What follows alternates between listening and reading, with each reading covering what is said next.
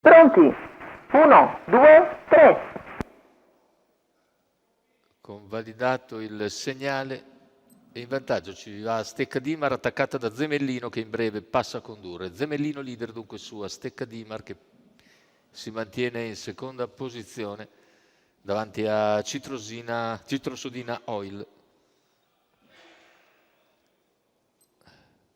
Primi 215,3 per Zemellino, solitamente svelto nella giravolta e come da copione fila in testa. All'esterno invece c'è Bianca del Sile che si impegna mentre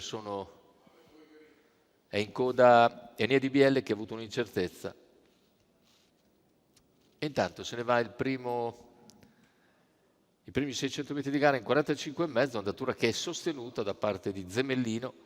A Stecca Dimar sempre in scia, all'esterno Bianca del Sile che però non riesce ad avvicinare il battistrada che copre i primi 800 in 1 minuto e 4 decimi da 1,15,5. All'esterno c'è anche Kukwai S, mentre lungo la corda in terza posizione Citrosodina. Chilometro completato in 1,15,8. Zemellino leader, Stecca Dimar in schiena, Bianca del Sile all'esterno, poi Kukwai S, ancora Citrosodina Oil e Caribalilla, mentre anche Elora Mo si è ricongiunta, invece Kukwai S prende in mano e non riesce a seguire il ritmo per il momento, in coda a tutti ancora Enia di Biele che aveva sbagliato. Siamo ora a 600 dalla conclusione con coraggiosamente all'esterno ancora Bianca del Sile che copre interamente a Stecca Dimar, ma davanti c'è sempre Zemellino. Zemellino in vantaggio quando siamo a 450 dall'arrivo, Bianca del Sile però ancora a contatto e anche a Stecca Dimar che rimane in scia, cerca di proporsi anche Caribalilla. Mentre in terza ruota viene Elora Mo, completamento della curva conclusiva, ingresso addirittura d'arrivo. Zemellino si presenta al comando, a Stecca Dimar pronto a spostare.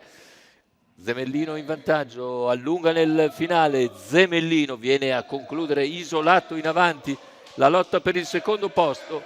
Vede emergere sul palo ancora il numero 1 a Stecca Dimar che tiene a bada Bianca del Sile e Elora Mo. 1,17,2 con 31,2 a chiudere. Il bel primo piano per Zemellino che Giuseppe Rizzo porta a un successo in percorso di testa, andando via sul ritmo